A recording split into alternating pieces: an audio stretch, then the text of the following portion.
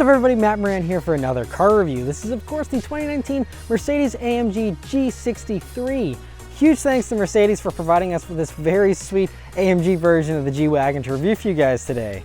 So about the G63, well, this is the all-new G-Wagon, of course, and I already did a normal review on the G550. So if you're interested in the non-AMG version that's a lot more affordable as far as G-Wagons go, that's the one to go watch. This here is for those who want the best on-road performance from their G-Wagon, which is kind of an oxymoron on its own because, you know, these were, of course, formerly military vehicles and stuff over, you know, several decades ago, and nicely modernized here with the 2019 G-Wagons, though in general, you know, now they have an independent front suspension, they handle a good bit better than they used to, but it still is very rugged looking, and this one especially looks really great here in this dark green color. Very much fits with its you know, history, and so I love the way they kept the G-Wagon design very retro still here and made it almost unrecognizable to the untrained eye between this and the older one, which I think is great. Obviously you have the much sharper LED headlamps up front there and the new Pan America grille that you have on new AMG models, and you also have this very interesting grille guard, but unlike the previous ones where it comes up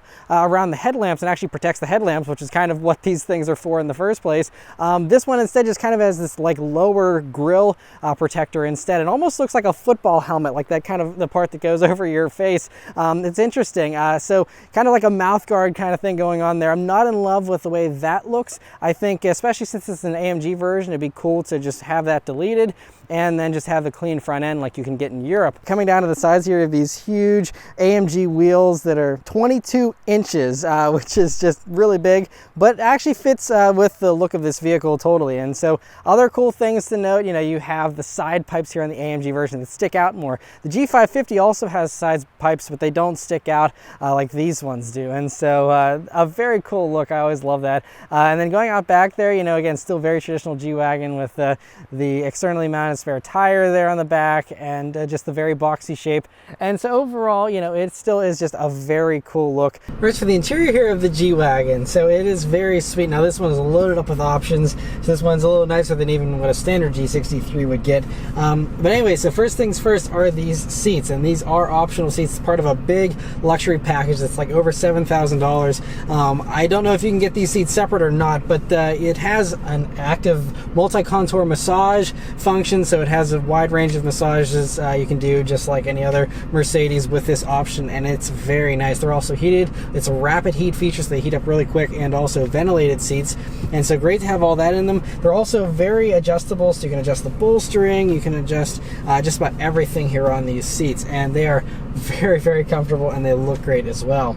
Next is the steering wheel here in the G63, which is the same as most other AMG wheels, and that's a very good thing. You have all this metal all over it. It's just such a high quality wheel. It has a great 9-3 grip, nice 10-2 notches, and you know, it just all the knurled metal here for the cruise control and volume scrollers are great. You also have these huge paddle shifters here behind the wheel that are also nice chunky metal and feel awesome. Next are the gauges here, which are also the same as a lot of other AMG products, where you have, you know, the dual 12.3 inch displays. So the first one here is for the gauges. Now this is an option as well, still surprisingly, but it's only, I think it's less than $1,000 for this option. Totally worth it, and they're just so customizable. That's really the main thing I love about them, is that you can customize the look of them, so you can have, you know, different themes for the gauges, and then, you know, if you do have one of the themes with the two dials there, then you can have whatever you want for the tactile, and you can change a bunch of different things in there. So customizable.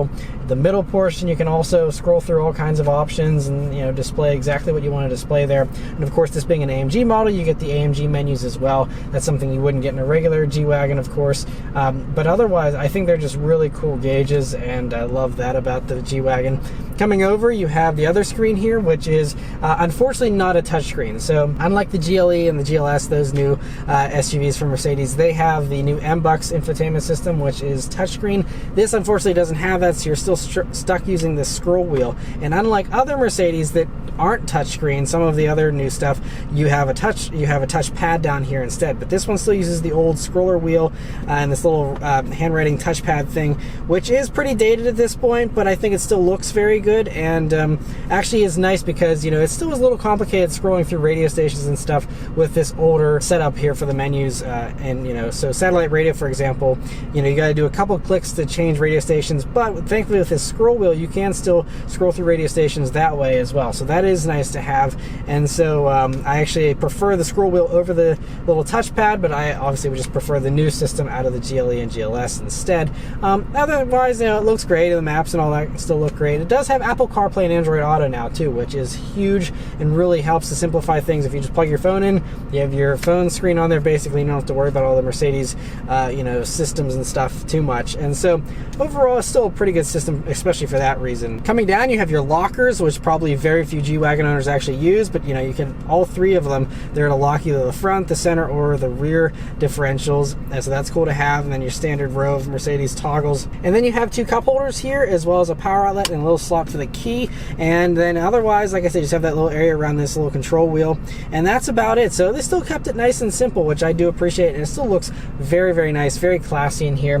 One little nitpick though I will say is that you have this nice padding down by the transmission tunnel, but you never come in contact with that area usually. And so where my knee actually comes in contact with is still mostly hard plastic, which isn't great to rest your knee on. So that's the only thing I wish they would have put a little more padding here, especially in a vehicle that is as expensive as this one is. For those wondering how expensive this one is, by the way, this one's about $172,000 as tested, but this goes a little crazy on options. These are beneath $150 standard, and so like for example, this carbon fiber trim's $3,700. I don't think that serves any purpose. That definitely would save that money. And there's a few other options, like there's a carbon fiber engine cover, also a couple $1,000, not worth the money. Otherwise though, as far as storage space, like I said, you got those two cup holders, but then you have the center armrest as well, which is pretty deep, and you'll find two USB jacks and also an SD card slot for the map data there. So good to have that, and a good amount of space. You also have bottle holders in the doors here, a nice large pocket, and that's about it. So not as practical as like the GLE or something, which has a little bit more storage space, but still, for the kind of dimensions we're working with here, it still is much more improved over the old G-Wagon, that's for sure. Another thing that's a huge leap up from the old G-Wagon is the back seat. So I talked about this already in my G550 review, but a nice amount of space. They did definitely make this a little bit more roomy in the back. So I'm 5'9", me sitting behind myself. I usually have about 3 to 4 inches of legroom to spare. Of course, plenty of headroom thanks to the boxy shape, but that's actually, it means it's a usable back seat now. Now it still is less room than you get in like a GLE or again any of the other more practical normal SUVs for Mercedes, but it is usable. And in the old G-Wagon, it was a tight squeeze even for me in the back. So I like that this is actually fairly usable. You also will see your dedicated air vents back there, climate controls back there. This one's also optioned for the heated rear seats. You have pockets in the doors. All that kind of stuff gives it a very nice feel. You even have the ambient lighting that extends to the back seat there, which is great. There's also a full down center armrest with two cup holders built into it. And so, again, not the nicest back seat in the Mercedes, but a big improvement over the old G-Wagon, I guess. And that also goes on to the trunk, which is also a nice improvement. So again, still not as much space as you get in any other Mercedes SUV, honestly, but it is, a very tall space. So if you stack things, then this is going to win hands down. Otherwise, though, it's a decently long space. Again, for the dimensions of the vehicle, it's obviously very wide and a nice, rectangular shape there, but again, you have less space there than I honestly think you even have in like a GLC as far as length and things like that go. So not an overly oppressive amount of space back there, but you can fold down those rear seats, I think, if you want to have more space and don't want to use the back seat. And so, overall, again, the G-Wagon is a vehicle that is full of compromises. Nothing really about the G-Wagon makes sense. Like I said, Mercedes has done a better job with all their other SUVs as far as, packaging things, making things more livable and stuff. But the G-Wagon, like I said, it's all about just the compromise of you want to have the very bold styling, the very interesting driving dynamics and all that kind of stuff. And so these are just a few of the compromises you have to make here on the interior. But once again, for one final time, it is less compromises than you had to make in the old G-Wagon. So in that case, it's definitely an improvement. All right, so start up and go for a drive. The G-Wagon here has this nice AMG version of the new Mercedes key with the AMG crest on the back. Very nice key. Of course, it's keyless access, keyless entry, and push button start though. So you just leave the key in your pocket, hit the engine start button. It roars to life, and you hear it a little bit better too thanks to those side pipes. All right, so setting off here in the 2019 G63. So first thing, I apologize if you hear a little whistle from the air conditioning. I'm not sure what's going on, but the air whistles for some reason. It's a little bit annoying. But other things here, while we're just cruising on a slow little parked road here, it is a pretty smooth ride for an AMG. So that is one thing. Even though we're on these 22-inch wheels, and you have the sportier suspension setup here in the AMG, they realize that most people are still just using these as daily drivers. So it's not going to be too racy. It is an adaptive suspension, so you can switch it up with the drive modes and have it firmer or softer depending on your preference. But other things, with the G-Wagon, its visibility is fantastic. So you have nice thin A-pillars here, a very short dashboard as well, so very easy to see over that hood. Large side windows, and view out of the back is also pretty great, although you do have a little bit of an obstruction with that tire, and also if those headrests are up so that the back seat's actually usable, then it does block it a little bit, but you still have a pretty decent view out of the back. And so just cruising around at low speeds like most G-Wagon owners will most likely do, it is a very comfortable and still a very nice cruiser. But I went up and put it into the dynamic mode, and let's turn down onto this back road here and see how it does. We'll do a launch control here. It's not an official launch control, we just brake boost it basically. And there we go. Man, it feels like it wants to pop a wheelie. In the front and the back, it really has a lot of nosedive and nose lift under acceleration, and so it makes it so much more dramatic than any other AMG product, because it really goes forwards and backwards a lot. Wow, that was exciting, actually. It felt like it was wanting to squirm in the back a little bit as well. So anyway, this runs the 4-liter twin-turbo V8 that most of these 63 models run now, and it's a very punchy application. This isn't the most powerful version of this engine, but it still does 577 horsepower, and I believe 627 pound-feet of torque, and it'll do 0 to 60 in 4.4 seconds, according to Mercedes. But Car and Driver actually tested one of these recently, and ended up getting a 3.9 seconds 0 to 60, which they were even floored by as well, considering this vehicle weighs over 5,700 pounds. So to crack into the threes in a vehicle that is nearly 6,000 pounds is just crazy, especially considering the power number isn't astronomical. I mean, it's a good amount of power, but it isn't 1,000 horsepower or something. So I mean, this engine is really way punchier than you'd probably expect. Yeah, let's do another acceleration. This time we'll roll into it. It just held second and just pulls. Oh man, so we're running a 9-speed automatic too that's AMG specific. It's the same 9-speed they run in a lot of their stuff. And oh, this has such a great sound to it. It sounds different, I think, because of the side pipes than what it does sound like in some of the other vehicles. A little less crackles and pops as well, but still so good. Also very sharp throttle response here, at least in the Sport Plus mode. Brakes also have a pretty good feel to them, of course. Those are beefed up. Everything's beefed up by AMG for the AMG version, so it is more well-rounded, but it still just feels a little unhinged just because, you got a 60% torque split here, so it does put a little bit more of the power to the rear than it does to the front, and so that certainly helps this thing to feel lively, I think. One thing I will say though is the roads around here are a little bit rougher, and over some bumps, the Sport Plus mode is a little much, so comfort's pretty nice. I'm going to try out the Sport mode here, which is in between Sport Plus and Comfort, and see how that feels. But we're going to be coming up some corners here. I'm going to see how the G-Wagon handles. I know it's heavy and boxy, high center of gravity and stuff, but we got some sporty tires here and big wheels. And, it doesn't do too bad in that first little corner here. Definitely, all the bumps and undulations of this road certainly kind of, don't give you the most buttoned down feeling. But, I mean, it's, again, a G-Wagon, so we have to, again, always have it in the context of, obviously, this is not going to be the best handling Mercedes SUV. So, even with AMG's help, you're still just limited by the platform you're on here, and you still have a solid rear axle too, so that certainly limits your handling prowess a little bit as well as the weight and all that kind of stuff. But I mean, this motor is certainly got boatloads of power, so you never feel like you're wanting for power in one of these things, that's for sure. But in more gentler corners, it does feel pretty buttoned down. You don't actually really even feel much body roll whenever you're just going around easier corners, but whenever you come up with something tighter, that's where you start to especially feel that nearly 5,800 pound weight of this vehicle. Here's a little bit of a longer corner. It's a little bit tighter,